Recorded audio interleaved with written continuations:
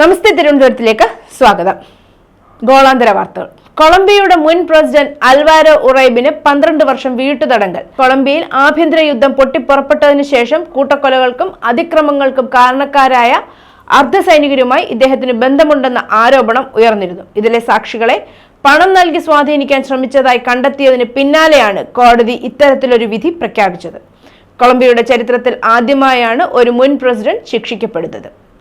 ഗാസയിലെ യുദ്ധം അവസാനിപ്പിക്കാൻ നെതന്യാഹു സർക്കാരിനുമേൽ സമ്മർദ്ദം ചെലുത്തണമെന്ന് US പ്രസിഡന്റ് ഡൊണാൾഡ് ട്രംപിനോട് ആവശ്യപ്പെട്ട് ഇസ്രായേലിന്റെ മുൻ സുരക്ഷാ ഉദ്യോഗസ്ഥർ. ഇസ്രായേൽ രഹസ്യാന്വേഷണ വിഭാഗങ്ങളുടെ മുൻ തലവന്മാരുൾപ്പെടെ 550ഓളം പേർ ചേർന്നാണ് ട്രംപിന് തുറന്ന കത്തെഴുതിയത്. ഹമാസ് ഇനി ഒരിക്കലും ഇസ്രായേലിന്റെ നിലനിൽപ്പിന് ഭീഷണിയല്ലെന്നാണ് അനുഭവ പരിചയം മുൻനിർത്തിയുള്ള തങ്ങളുടെ വിലയിരുത്തലെന്ന് ഉദ്യോഗസ്ഥർ കത്തിൽ പറയുന്നു.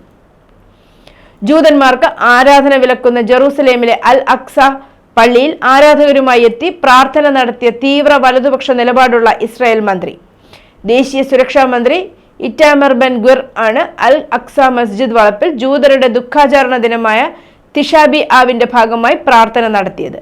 പ്രാർത്ഥനയ്ക്ക് ശേഷം ഗാസ കീഴടക്കാൻ ഇറ്റാമർ ബെൻ ഗുർ ആഹ്വാനം ചെയ്തു. ബ്രസീൽ മുൻ പ്രസിഡന്റ് ജെയർ ബോൾസോനാരോയെ തിങ്കളാഴ്ച സുപ്രീം കോടതി ജഡ്ജി വീട്ടുതടങ്കലിലാക്കി. പൊതുപ്രസ്താവനകൾക്കും സോഷ്യൽ മീഡിയ ഉപയോഗത്തിനുമുള്ള വിലക്ക് 70കാരനായ ബോൾസോനാരോ ആവർത്തിച്ച് ലംഘിച്ചുവെന്ന് ജസ്റ്റിസ് അലക്സാണ്ടർ ഡി മെറോയിസ് ആരോപിച്ചു. President Luiz Inacio Lula da ഡിസിൽവയോട് പരാജയപ്പെട്ടതിനു ശേഷം അധികാരത്തിൽ തുടരാൻ അട്ടിമറിക്ക് ഗൂഢാലോചന നടത്തിയതിന് തീവ്ര വലതുപക്ഷ നേതാവ് വിചാരണ നേരിടുന്നതിനിടെ കഴിഞ്ഞ മാസം ഏർപ്പെടുത്തിയ വ്യവസ്ഥയാണിത്. 2022 തെരഞ്ഞെടുപ്പ് അട്ടിമറിക്കാനും കോടതി ഉത്തരവിട്ട നിയന്ത്രണങ്ങൾ ലംഘിക്കാനുമുള്ള ശ്രമങ്ങളുടെ പേരിൽ തീവ്ര വലതുപക്ഷ നേതാവ് വിചാരണ നേരിടുകയാണ്. കഴിഞ്ഞ മാസം മാത്രമാണ് ബോൾസോനാരോയ്ക്ക് കണങ്കാൽ മോണിറ്റർ ഘടിപ്പിച്ചത്.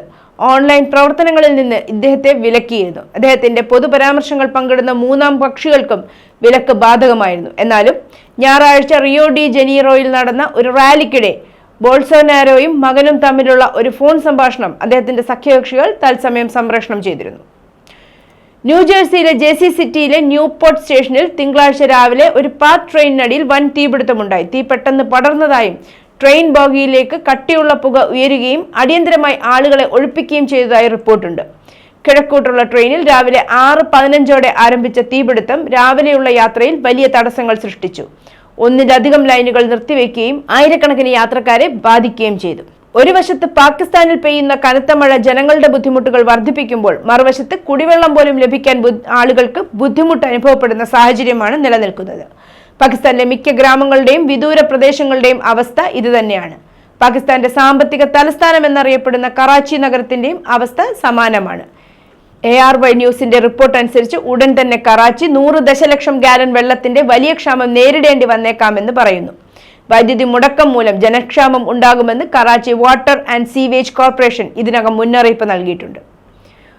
ഒരു ചെറിയ നഗരത്തിന്റെ വലിപ്പമുള്ള ഒരു വിചിത്ര വസ്തു നമ്മുടെ സൗരയൂഥത്തിലൂടെ കടന്നു പോകുന്നു. ഒരു കൂട്ടം ശാസ്ത്രജ്ഞർ അതിനെ വെറും ഒരു വാൽനക്ഷത്രമായിരിക്കില്ല എന്ന് കരുതുന്നു. അത് സൂര്യന് പിന്നിൽ മറഞ്ഞിരിക്കുന്ന അന്യഗ്രഹ സാങ്കേതിക വിദ്യ ആയിരിക്കാമെന്നും ഇവർ അഭിപ്രായപ്പെടുന്നു. ഇപ്പോൾ മദറിംഗ് ഷിപ്പ് UFO ഭയത്തിനിടയിൽ പ്രശസ്ത ഭൗതിക ശാസ്ത്രജ്ഞനായ സ്റ്റീഫൻ ഹോക്കിങ്ങിന്റെ ഭയാനകമായ അന്യഗ്രഹ ആക്രമണ മുന്നറിയിപ്പ് വീണ്ടും ഉയർന്നു വന്നിരിക്കുകയാണ്.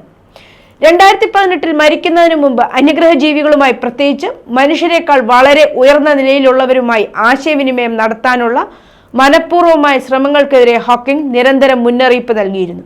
ബുദ്ധിപരമായി ഉയർന്ന നിലയിലുള്ള ഒരു ജീവിവർഗം നമ്മുടെ ഗ്രഹത്തെ നല്ല മനസ്സോടെ സമീപിക്കുന്നതിന് പകരം കൊള്ളയടിക്കാൻ തയ്യാറായ ഒരു ലോകമായി കണ്ടേക്കാം എന്നും അദ്ദേഹം മുന്നറിയിപ്പ് നൽകി. ഒരു അശുഭകരമായ മുന്നറിയിപ്പിൽ അത്തരം സമ്പർക്കം മനുഷ്യരാശിയുടെ നിലനിൽപ്പിനെ പോലും അപകടത്തിലാക്കുമെന്ന് അദ്ദേഹം അഭിപ്രായപ്പെട്ടു. ന്യൂസ് ഡെസ്ക്, നമസ്തേ തിരുവനന്തപുരം.